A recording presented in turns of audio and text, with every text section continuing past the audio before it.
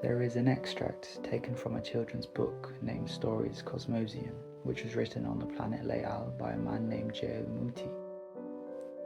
It says, "In the deep, vast darkness of space, many stars and planets floated and danced, for nothing held them down. For a while they knew only their own stories, but slowly as the universe began to grow, tales, legends, myths, truths and lies came in abundance.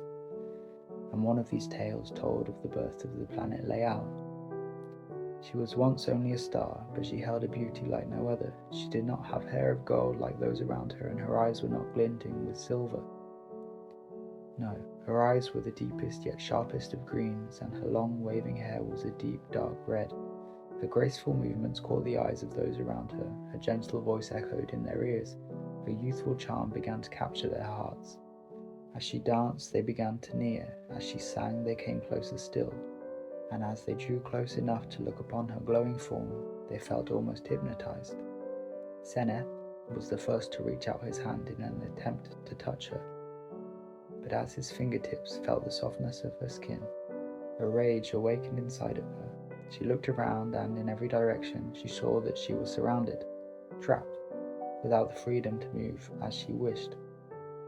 The angelic white glow that embraced her figure turned to a dark, fierce red, and this light grew outwards, flickering with dark bolts of lightning, shadowing over all that surrounded her until suddenly all the stars were pulled in close to her body. Then came the mighty explosion. Fortunately, the sound was trapped in its own pocket, otherwise the small sensitive beings who lived on planets even a reasonable distance away may have been deafened. Leal's red light filled with crackling arcs of red, white, silver and gold lightning, until in one sudden moment everything vanished, leaving behind a new and nervous eeriness, and a planet whose body was an enchanting mix of gold, white, silver and a deep, dark red. At its heart was a gentle soul whose anger was fierce. Her name was Leal. 2 months after Halt's visit to Hut Village, when the mist had filled his eyes, there was a boy named Rafael who was experiencing a magical evening. I slowly wandered towards the Piper Inn that was without a doubt already filled with many of the locals, and I hoped maybe a traveller or two also. In a strange way, I felt warmer just looking at it. Smoke rose from out the tall, strange, twisting chimney and into the sky, where the wind changed its dancing form over and over until it seemed to disappear, and a comforting orange glow highlighted both square, frosted windows either side of the lamp-lit arched wooden doors, which alone seemed to carry a warmth to them. Whether it was because of their familiarity or just the look of the wood itself, I do not know. It was likely a mix of both. As I drew closer and closer, wearing my beloved long, deep dark green coat, snow fell lightly from the dark violet tinted sky above, adding to the sheet of white that already lay at my feet, almost reaching the top of my tough black boots, but not quite.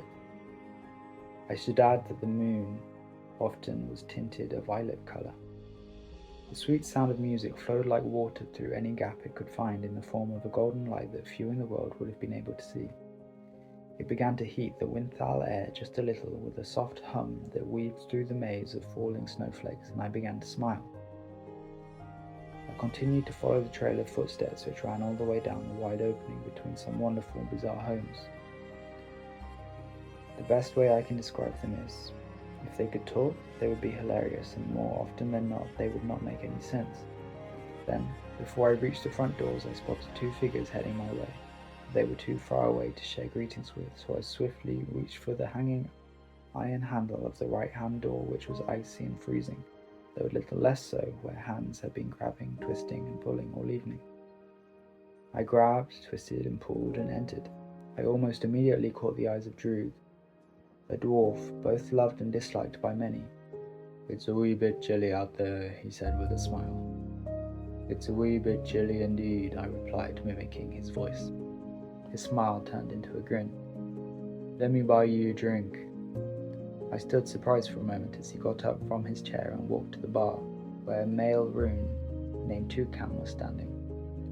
For those who don't know what a rune is, they are beings who have the face and body of a human, except they are much larger with dark blue skin, and the males have a black, sometimes grey horn which comes out to the top of their foreheads. "He's a wee bit smashed," explained Panlo, another dwarf who was sitting to my right. I guessed, I replied. Make the most of it, he continued. He won't be buying anyone any drinks for a while when he realizes how generous he's been. I nodded in response and laughed. Here, boy, Droog exclaimed happily. He held a large tankard of ale high in the air. I made my way over and thanked him gratuitously. After patting me on the back, he pushed me towards a table over by the wall where my friends were sitting. Though it was meant as a friendly shove, the strength behind it almost made me trip and some of my drink fell to the floor. Naturally, my friends began to laugh. Hello, I said, blushing a little, placing my tankard on the table and stepping over the wood bench.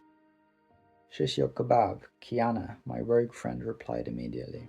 I looked at her and saw the corners of her red lips slowly lift in front of her dark, hanging hair. She was staring at the chessboard, which sat on the table in front of her, with great concentration. Her opponent was Sen. He was an elf, blonde, blue-eyed, and pale-skinned. He looked at me and smiled smugly. Then an evil laugh suddenly came from Kiana's open mouth. Checkmate, she exclaimed. Sen's expression turned to shock as he quickly looked down at the board. What in this dark, terrible world is this? He shouted. We all burst out laughing. A little embarrassed, having not meant to shout so loudly, Sen slumped in his chair and gave Kiana a sad look. Entering now into the tavern was a woman wearing a cloak Rafael had to admire. It held a green colour similar to his coat.